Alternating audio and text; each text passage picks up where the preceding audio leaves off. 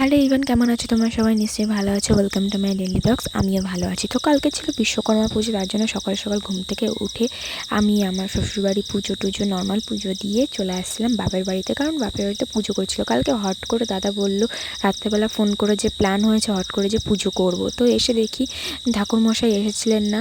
তো দিদি সব গুছিয়ে ফেলেছিল, প্রসাদ টোসাদ সব রেডি করে গেছিলো। তারপর ঠাকুরমশাই এসেছেন, তারপর আমাদের পুজো চালু হয়ে গেছে।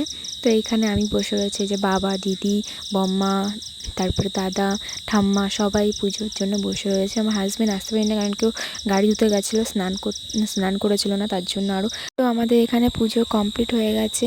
তারপর রাত্রে মেনুর জন্য দিদিরা সব মানে গোছাচ্ছিল মশলা টশলা। রাত্রে হবে চিকেন রান্না। এদিকে আমার ছেলে ঘুমাচ্ছিল আর মনা উপরে ঘুমাচ্ছিল। ছেলের কাছে বাবা ছিল, তার জন্য আমি উপরে চলে গেছিলাম। আমি মনার কাছে, মনা একা রয়েছে, কারণ দিদি ওইদিকে সব সামলাচ্ছে রান্না টান্না দিয়ে। তো এইখানে আমি চলে আসতে একটু ঘুমাতে, আমারও ঘুম ঘুম পেয়ে যায়, কারণ ওকে সকালবেলা উঠেছিলাম আজকে পুজো টুজো দিয়ে, তার জন্য। তো তারপরে ঘুম টুম হয়ে গেছে আমাদের কমপ্লিট। বিকালে যাচ্ছিলাম একটু ঘুরু ঘুরু। তো বাবা সব মনাদেরকে নিয়ে, আমার ছেলেকে নিয়ে আবার একটু ঘুরু ঘুরু যাচ্ছিলো। তো এইখানে আমি যাচ্ছিলাম, বাট আমি যাইনি, কারণ আমি দিদির সাথে যাচ্ছিলাম একটু মেলায়। মার জন্য একটা ব্যাগ নিয়েছিল দিদি, সে ব্যাগটা চেঞ্জ করবে আর আমিও ব্যাগ কিনবো। ভেবেছিলাম একটা ব্যাগ কিনবো, কিন্তু গিয়ে ব্যাগের দোকানে লোভে পড়ে গেছি, মানে ফেমে পড়ে গেছি বলতে গেলে।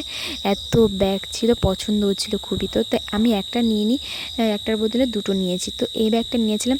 এই ব্যাগের একটা বড় সাইজ ছিল, ওটা 200 টাকা বলছিল, আর এটা ছোটো সাইজ 100 টাকা। আর একটা ব্যাগ দেখলে ওটাও 100 টাকা। তো এদিকে তারপর রাতে ডিনার সেরে আমরা চলে আসছিলাম বাড়ির দিকে।